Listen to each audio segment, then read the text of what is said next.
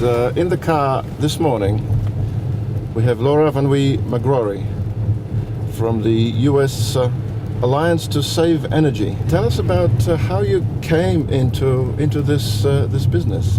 Right out of college, I ended up working as a consultant for the U.S. Environmental Protection Agency and happened to be in the Office of Air and Radiation, where they were working on voluntary programs to try to address climate change.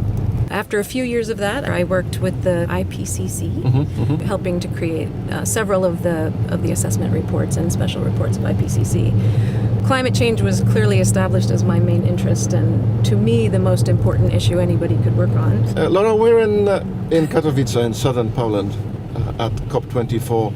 These international gatherings are immensely important, of course, because this is where decisions are made at the highest level. From your perspective, how effective is this process? Are we doing okay?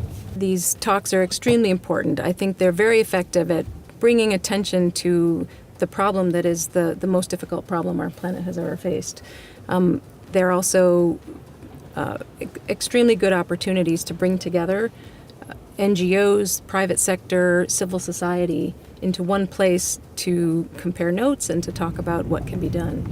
Energy efficiency is a topic that comes up all the time in these conversations. What role has energy efficiency played in your view?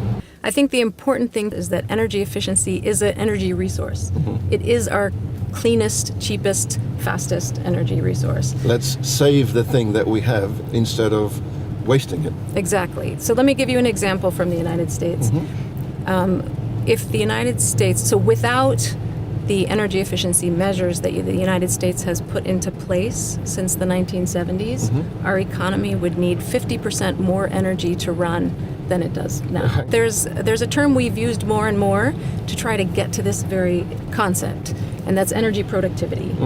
So we talk about energy productivity, you can talk about it in terms of a country or of a company. Energy productivity is getting more economic output out of every unit of energy that you use.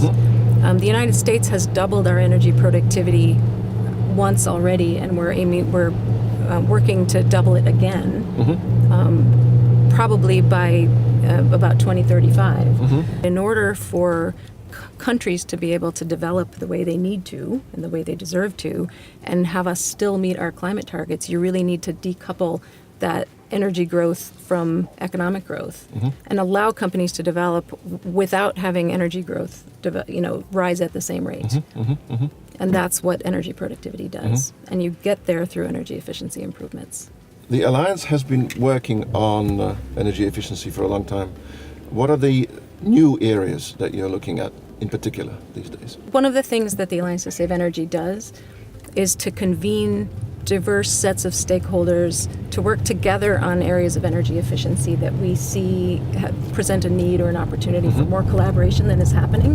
Two areas we've been working on recently are buildings and transportation. So in terms of buildings, we've seen and we know that despite the fact that building components and equipment are getting more and more efficient, global building energy use continues to rise. We're asking each one of our guests to give us a takeaway, a pill of information. What is your climate message to the world?